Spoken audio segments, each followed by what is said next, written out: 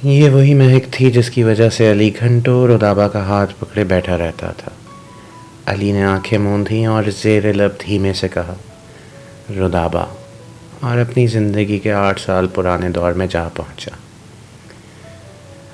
رودابہ ہی وہ نام ہے جس کی وجہ سے علی نے اپنا شہر، اپنا گھر، اپنے دوست سب سے کنارہ کیا اور الگ دنیا بسا کے زندگی گزارنے کی ٹھانی۔ رودابہ اور علی یونیورسٹی میں ساتھ پڑھتے تھے۔ رودابہ اور علی کی پہلی ملاقات بھی وہیں ہوئی تھی۔ کیا دن تھے! ایسا معلوم ہوتا تھا کہ زندگی کا مقصد حاصل ہو گیا۔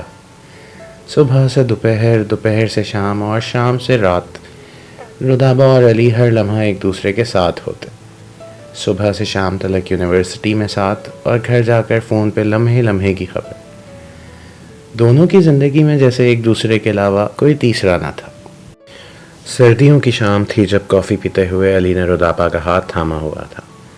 رودابہ نے کہا، علی چھوڑ دیں اب میرا ہاتھ، گھر جانا ہے، دیر ہو رہی ہے۔ جانے کیا ملتا ہے آپ کو میرے ہاتھ پکڑ کر کہ ایسے بیٹھے رہتے ہیں؟ مجھے تو کوئی خاص بات نظر نہیں آتی اپنے ہاتھوں میں، نہ ہی کوئی خوشبو محسوس ہوتی ہے۔ بس آپ ہی ہیں، نہ جانے کیا مزہ آتا ہے میرے ہاتھ پکڑ کر۔ گھر جا کے بہت سے کام کرنے ہیں، پھر آج آپ کو بتایا تھا کہ ماموں بھی آ رہے ہیں امریکہ سے۔ علی گویا ہوا، اچھا صحیح ہے جاؤ، لیکن یقین دلا کے جاؤ کہ یہ ہاتھ جب جب کسی کو تھامیں گے تو وہ میرے ہی ہاتھ ہوں گے۔ یہ ہاتھ اپنا لمس کسی اور کے ہاتھوں میں نہیں چھوڑیں گے۔ ایسا روز ہوا کرتا تھا۔ الوداع کے وقت دونوں چاہتے تھے کہ وقت یوں ہی تھما رہے اور انہیں جدا نہ ہونا پڑے، لیکن دنیا کے رنگ نرالے، دونوں کو اپنے اپنے گھر کی راہ لینی پڑتی تھی۔ رودابہ جیسے ہی گھر میں داخل ہوئی، امی نے کہا، لیجیے آ گئی رودابہ بھی۔ رودابہ گھر پہنچی تو ماموں گھر میں موجود تھے۔ امی کے کہنے پہ ماموں کو سلام کیا، کچھ دیر وہیں بیٹھ کے گزاری اور اپنے کمرے کی راہ لی۔ کھانے کی میز پہ رودابہ کا انتظار ہو رہا تھا کہ رودابہ کے پہنچتے ہی ماحول خوشگوار ہو گیا اور رودابہ اپنی شوخ و چنچل باتوں سے سب کے دل لبھانے لگی۔ شام کی چائے پہ ماموں نے اپنے آنے کا غرض بیان کیا کہ وہ رودابہ کا ہاتھ اپنے بیٹے کے لیے مانگنے آئے ہیں۔ یہ خبر گویا رودابہ پہ بجلی کی مانند گری، کیونکہ وہ جانتی تھی کہ کوئی وجہ نہیں ہے کہ امی اس رشتے سے انکار کریں۔ ان کے بھائی نے ہی نانا کے بعد رودابہ کی امی کے سر پہ ہاتھ رکھا اور بیٹی کی طرح پالا، اس لیے انکار کی کوئی گنجائش ہی نہ تھی۔ اور پھر ماموں اور ان کے سب بیٹے امریکہ میں اچھی زندگی گزار رہے تھے، اور رودابہ کی امی کو بہت امید تھی کہ ان کے بھائی ضرور رودابہ کا ہاتھ مانگیں گے، سو آج ان کی برسوں کی خواہش پوری ہونے جا رہی تھی۔ رودابہ نے علی کو فون پہ یہ اطلاع دی اور اپنے دل کا بوجھ ہلکا کیا، یا شاید آنے والے طوفان کا پیش خیمہ دیا۔ اگلے دن دونوں کی یونیورسٹی میں ملاقات روز جیسی نہ تھی۔ دونوں کے چہرے پریشان اور آنے والے وقت سے خوفزدہ تھے۔ گھر آتے ہی رودابہ نے امی کے خلاف جنگ کا اعلان کیا اور رشتے سے انکار کرنے پہ بضد ہو گئی۔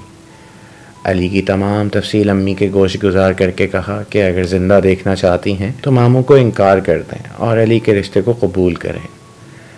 رودابہ کی امی نے اپنے بھائی کی محبت میں بیٹی کی بات کو سنجیدہ نہ لیا اور منگنی کی تیاری جاری رکھی۔ بہت دھوم دھام سے منگنی ہوئی اور ماموں کچھ روز کے لیے اسلام آباد چلے گئے۔ علی باقاعدہ رشتہ لے کے رودابہ کے گھر گیا، لیکن رودابہ کے والدین نے معذرت کرتے ہوئے کہا کہ آپ نے دیر کر دی، کچھ ہی دن پہلے رودابہ کی منگنی ہوئی ہے۔ رودابہ نے اپنی امی کو منانے کی ہر ممکن کوشش کی، لیکن بے سود۔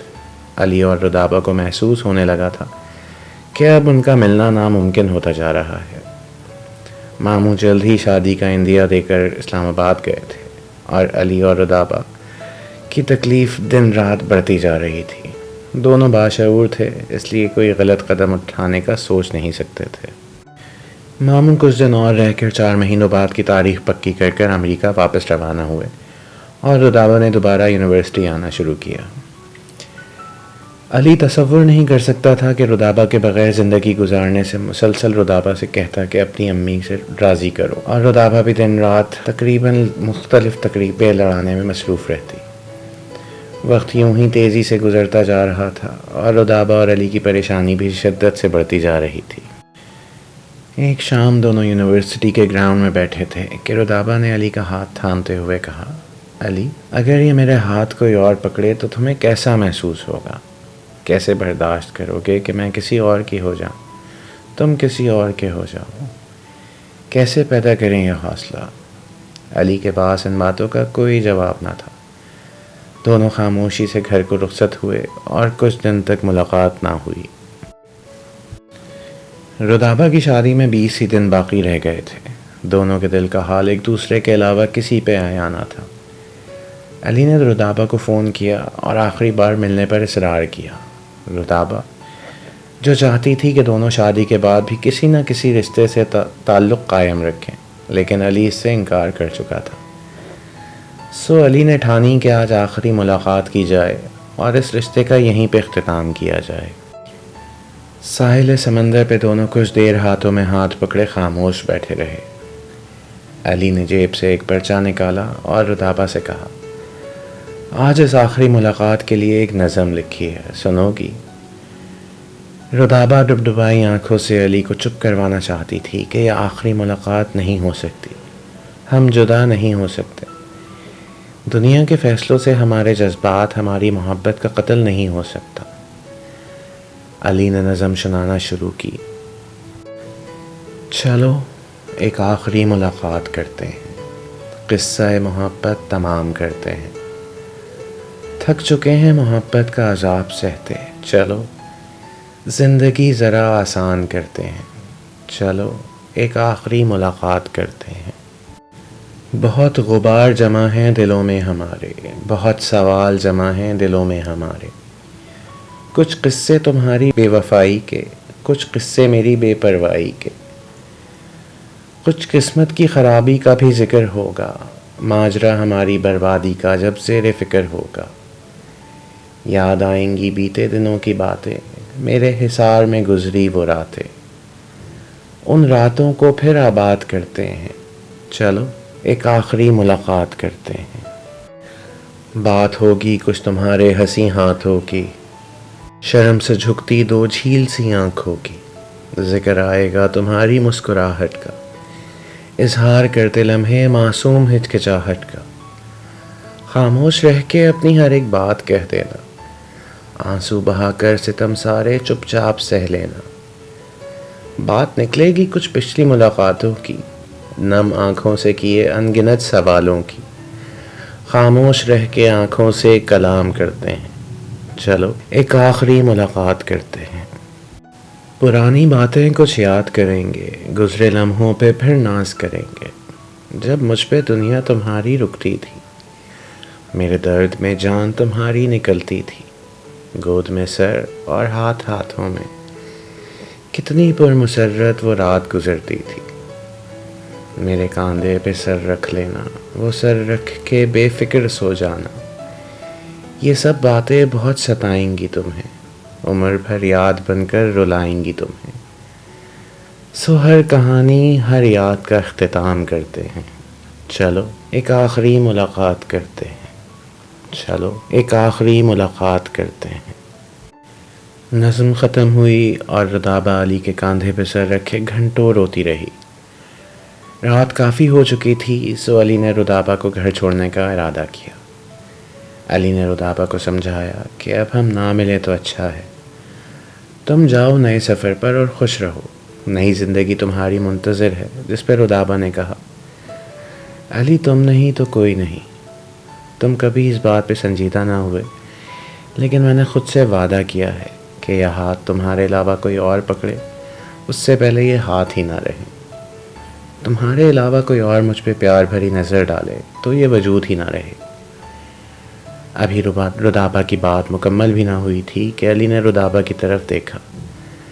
خیال چوکنے کی وجہ سے سامنے آتی گاڑی نے زوردار ٹکر ماری اور مکمل اندھیرا چھا گیا۔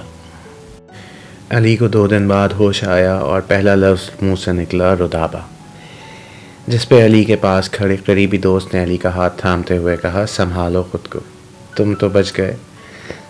لیکن یہ خبر علی کو سکتے میں ڈال گئی۔ علی خود کو ملامت کر رہا تھا کہ وہ کیوں بچ گیا، دونوں کو ساتھ مرنا چاہیے تھا۔ علی کے کانوں میں رودابہ کے آخری جملے گونجنے لگے کہ کوئی اور مجھ پہ پیار سے نظر ڈالے اس سے پہلے یہ وجود ہی نہ رہے۔ بہت مہینے لگے علی کو زندگی کی طرف واپس آنے میں۔ اس نے وہ کھو دیا جس کے بنا جینے کا تصور نہ کر سکتا تھا، اور وہ خود کو رودابہ کی موت کا قصوروار ٹھہرا رہا تھا، کیونکہ اس نے بلایا تھا آخری ملاقات کے لیے، جو واقعی آخری ثابت ہوئی۔ اب اس شہر میں ان سڑکوں پہ زندہ رہنا مشکل تھا، سو علی نے کوئٹہ آنے کا فیصلہ کیا۔ 8 سال بیت چکے تھے، لیکن آج رجا کے ہاتھوں کی مہک نے اسے شدت سے رودابہ کے ہاتھوں کی یاد دلا دی تھی۔ وہ کشمکش میں تھا کہ آج رجا کو کیسے سمجھائے کہ وہ دوبارہ کسی کا ہاتھ نہیں تھام سکتا۔ جس نے اپنی جان قربان کر دی وہ اس سے بے وفائی نہیں کر سکتا، وہ کسی سے محبت نہیں کر سکتا۔ اس کی زندگی کا پیمانہ رودابہ کی محبت سے لبریز ہے۔ رودابہ کے بعد دل کا دروازہ اس زور سے بند کیا کہ اب اس پہ کسی کی دستک سنائی نہیں دیتی۔ نہ جانے رات کب انہی سوچوں میں گزری، علی نے فیصلہ کیا کہ وہ رجا کا دل نہیں توڑے گا، اسے سب کچھ بتا دے گا کہ وہ کیوں رجا کی محبت کے بدلے اسے محبت نہیں دے سکتا۔ لیکن پھر خیال آیا کہ اگر رجا نے سب جان کر بھی اسے اپنانے کی ضد کی تو وہ منع نہیں کر سکے گا۔ کھڑکی میں کھڑے ہوئے باہر کا منظر دیکھا، سب کچھ ویسا ہی تھا، وہی بچے، وہی لوگ، وہی زندگی اپنی رفتار سے روا دوا۔ لیکن علی آج کہیں رک جانا چاہتا تھا۔ علی نے اپنے کمرے کا رخ کیا، اپنا بیگ نکالا، کپڑے اور ضروری سامان اٹھائے۔ مالک مکان کو گھر کی چابی دی اور ہمیشہ کے لیے کوئٹہ کو خیر بات کہنے کا فیصلہ کرتے ہوئے ایئرپورٹ کی راہ لی۔ اسے بھی نہیں معلوم تھا کہ اب وہ کہاں جائے گا اور زندگی کی اس مسافت کو طے کرنے کے لیے ابھی کتنے شہر بدلنے ہوں گے۔ ایک لمحے کو اسے رجا کا خیال آیا، لیکن اس نے سوچا کہ یہی رجا کے لیے بہتر فیصلہ ہے۔ میں تنہا ہوں اور تنہا ہی جی لوں گا، لیکن ایک معصوم لڑکی کے ساتھ منافقت نہیں کر سکتا۔